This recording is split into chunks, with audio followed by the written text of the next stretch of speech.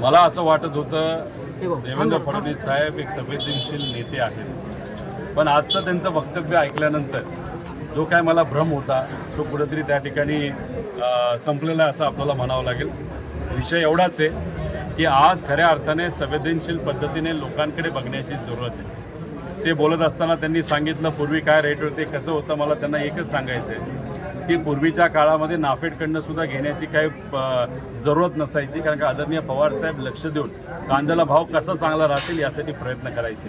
भाजपचेच खासदार जेव्हा पार्लमेंटमध्ये जेव्हा काँग्रेसचं सरकार होतं कशा पद्धतीने आंदोलन करायचे, कांद्याचे भाव वाढले हे लोकांनी त्या ठिकाणी बघितलेलं आहे. त्यामुळे तुम्ही आता बोलून लोकांची दिशाभूल केली नाही पाहिजे. केंद्रात तुमचं सरकार आहे, राज्यात तुमचं सरकार आहे. त्यामुळे या विषयाकडे बघत असताना त्यांना एवढंच सांगायचं आहे, आज खऱ्या अर्थाने या शेतकऱ्यांना मदत करण्याची जरूरत आहे. आणि त्यांचं जर मत असेल सामान्य लोकांसाठी लढणं म्हणजे राजकारण असेल तर हे आम्हाला राजकारण मान्य आहे. अशा पद्धतीने लोकांसाठी लढणं या पद्धतीचं राजकारण जर उद्या जाऊन सगळ्यांनीच केलं तर लोकांचं भलं होईल. सत्तेतले लोक कसं राजकारण करतात आम्हाला माहिती आहे. या आमदाराला पकड, प्रवेश करून घे, जिल्हा परिषद सदस्य त्यानंतर महानगरपालिकेचा एखादा सदस्य असेल याला आपल्याकडे घे, पैसे दे.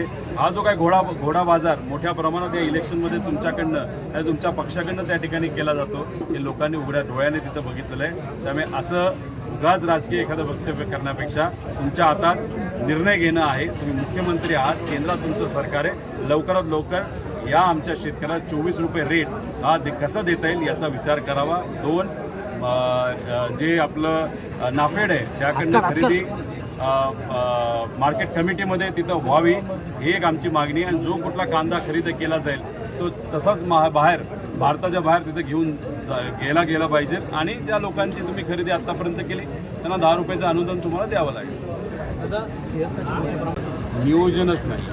काय असतं की जेव्हा इथं लाखो लोक येणार असतात आणि प्रामाणिकपणे तुम्ही जर लोकांना सेवा देण्याचा विचार करत असाल, कारण का या कुंभमेळ्यांना महाराष्ट्रातून नाही तर भारताच्या कानाकोपऱ्यातून अनेक लोक इथे येणार आहेत. पण काय आहे इथं असणाऱ्या नेत्यांचं उद्दिष्ट पैसे आपल्याला कसे खायला मिळतात, आपल्याला करप्शन कसं करता येईल, रिंग करून टेंडर कसे घेता येईल याच्यात यांना जास्त इंटरेस्ट आहे. मलिदा खाण्यामध्ये इंटरेस्ट आहे. लोकांना अडचण येते तर येऊ जाऊ दे, पैसे मात्र घरी येतात. तर मग आम्हाला काही टेन्शन नाही अशी भूमिका या सरकारमध्ये नेत्यांची असल्यामुळे आता बघा काही दिवसांपूर्वी इथं असणारे जे पुजारी आहेत त्यांनी आंदोलन केलं का पाण्याची दिशाच कुठेतरी बदलण्यासाठी हे चालले होते.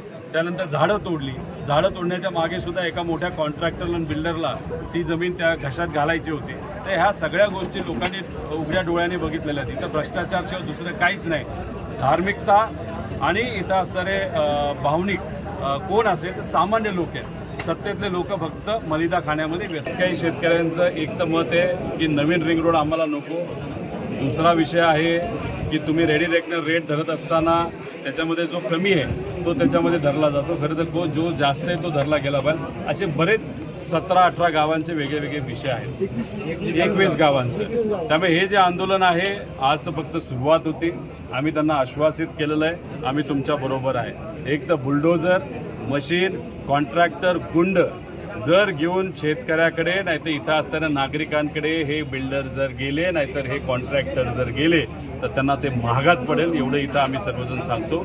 याच्यामध्ये झालं आहे काय, महानगरपालिकेने बरीच टेंडर काढलेली आहे, त्याच्यामध्ये सुद्धा मोठ्या प्रमाणात भ्रष्टाचार झालेला आहे. त्याच्याचबरोबर PWD विभागाने 2200 कोटीची टेंडर काढली, त्याच्यामध्ये रिंग बनवण्यात आलेली आहे. ती माहिती मी आपल्यापर्यंत पोहोचवेल. आणि MSIDCकडनं सुद्धा मोठ्या प्रमाणात भ्रष्टाचार इथं झालेला आहे. म्हणजे लोक इथं कशासाठी येतात तर भक्तिमय होऊन दर्शन घेण्यासाठी येत असतात. आणि इथं आपण मोठ्या प्रमाणात आपण महाकुंभ घेणार आहोत.